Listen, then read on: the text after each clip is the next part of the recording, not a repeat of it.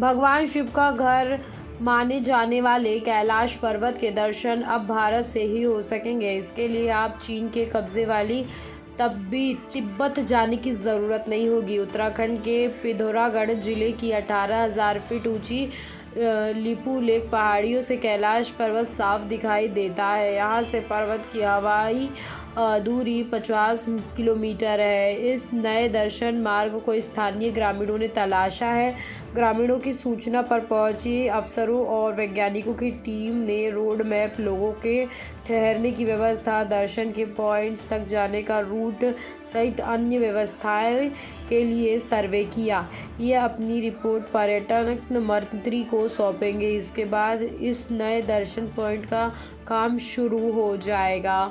विशेषज्ञ टीम में शामिल कृति चंद ने बताया कि लिपू लेक की जिस पहाड़ी से पर्वत दिखता है वह नाभि ढांग के ठीक 2 किलोमीटर ऊपर है। वहां से 4 से 5 दिन की यात्रा करके कैलाश पर्वत के दर्शन किए जा सकते हैं। श्रद्धालुओं को सड़क मार्ग से धारचूला और बढ़ी के रास्ते नाभि ढाल तक पहुंचना होगा। इसके बाद 2 किलोमीटर की चढ़ाई से पैदल तय करना होगा। पर्यटन विभाग का कहना है कि ओल्ड लिपू लेक पहुंचने के लिए 2 किलोमीटर की चढ़ाई चढ़नी पड़ती है, जो आसान तो नहीं है। यहाँ तक पहुंचने के लिए रास्ता बनाया जा रहा है। स्कूटर की मदद से भी श्रद्धालु को दर्शन के लिए पहाड़ी की चोटी तक पहुंचाया जा सकता है। स्थानीय लोगों को यह भी दावा है कि पिथौरागढ़ के ही कंगा से 25 किलोमीटर ऊपर लिपुआधुरा चोटी से कैलाश पर्वत के दर्शन हो सकते हैं। और यदि कैलाश पर्वत सरोवर यानी कि पार्वती सरोवर है, यहाँ से कैलाश पर्वत के दर्शन होने से इस क्षेत्र में धार्मिक पर्यटन का स्कोप बढ़ेगा। कैलाश मानसरोवर यात्रा साल 2019 में हुई थी।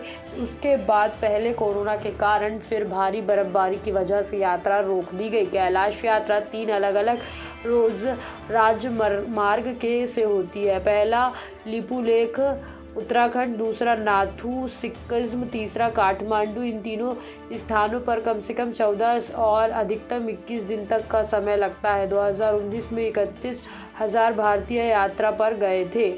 कैलाश पर्वत जो श्रेणी कश्मीर से भूटान तक फैली हुई है। इसमें लहरचू और झोगचू के बीच यह पर्वत स्थित है। यहाँ 2 जड़े हुए शिखर हैं। इसमें से उत्तरी शिखर को कैलाश के नाम से जाना जाता है। इस शिखर का आकार एक विशाल शिवलिंग जैसा है। एक हिंदू धर्म में इसकी परिक्रमा का बहुत बड़ा महत्व है। परिक्रमा 52 किलोमीटर की होती है। तिब्बत के लोगों का मानना है कि उन्हें इस पर्वत की 3 या फिर 13 परिक्रमा करनी चाहिए। वहीं तिब्बत के कई तीर्थयात्री तो दंडवत प्रणाम करते हुए इसकी परिक्रमा करते हैं।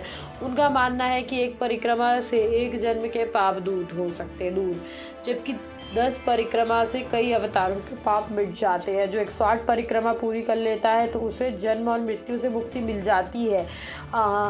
1962 में जब भारत और चीन के बीच युद्ध हुआ तो चीन ने भारत के कैलाश और मानसरोवर पर कब्जा कर लिया। अब यहां पहुंचने के लिए चीनी पर्यटक वीज़ा प्राप्त करना होता है। इसके चलते अब कैलाश जाना आसान नहीं रहा।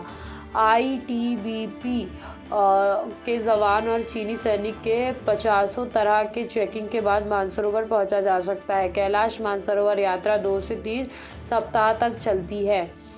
और आप भी एक बार कैलाश मानसरोवर की यात्रा पर ज़रूर जाइएगा।